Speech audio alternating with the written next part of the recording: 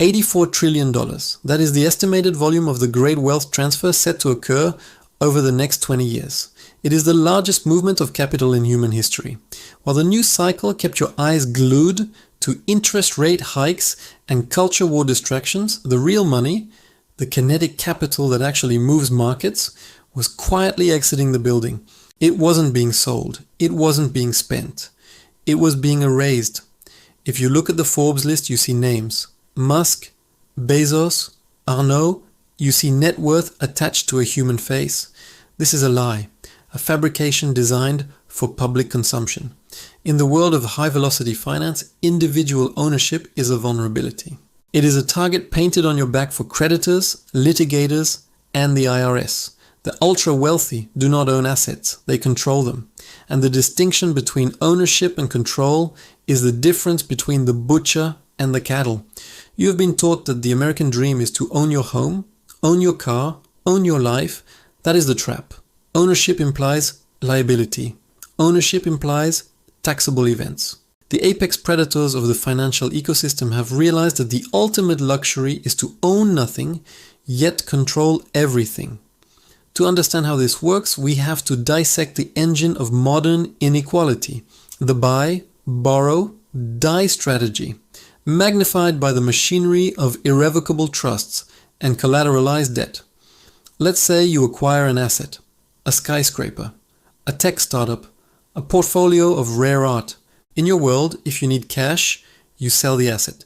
You trigger a taxable event, you lose 20 to 37% of your gain to the state, your capital bleeds.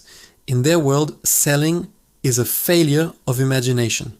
Instead of selling, they pledge. They approach a prime brokerage or a private bank. They say, I have $100 million in stock. I will not sell it. I will use it as collateral. The bank extends a line of credit, a loan. And here is the magic trick, the glitch in the matrix that sustains the oligarchy.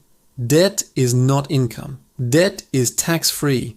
They live on the loan. They buy the yacht, the mansion, the senator, using borrowed money. Meanwhile, the underlying asset, the stock, the real estate, continues to appreciate. If the asset grows at 8% and the interest on the loan is 5%, they are effectively being paid to borrow money. This is positive carry. This is infinite leverage, but it goes deeper. They don't hold these assets in their own names.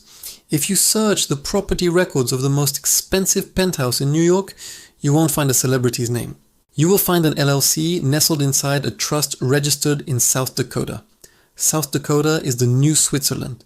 It currently holds over $360 billion in anonymous trust assets. Why? Because of the rule against perpetuities. In most of history, a trust had to expire eventually. The dead hand of the past had to let go. South Dakota abolished this. They created the Dynasty Trust. A Dynasty Trust can last forever, literally forever. Assets placed inside are removed from the estate of the individual. They are no longer owned by the billionaire.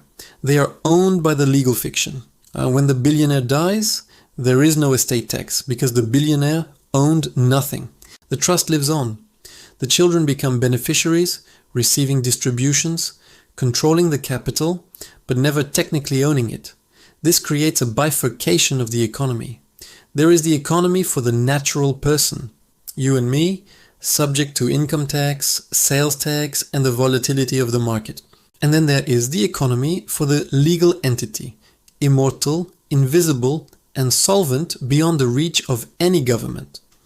To understand where this ends, we have to look at 1933. Executive Order 6102. The United States government criminalized the possession of monetary gold by an individual. If you had gold in your safe, the government took it. They exchanged it for paper dollars, then immediately devalued the dollar by 40%. Those who owned the physical asset were sheared. But those who held their wealth in complex legal structures, or who had moved their ownership to foreign jurisdictions, were untouched. They learned the lesson that is now the bedrock of modern finance. If your name is on the deed, the state can take it. If the asset is held by a nebulous web of cross-jurisdictional contracts, the state doesn't even know where to send the subpoena. This brings us to the present danger. The hardware of the global financial system is changing. We are moving from a system of deferred settlement to instant settlement, from fractional reserve banking to the specter of Central Bank Digital Currencies, CBDCs.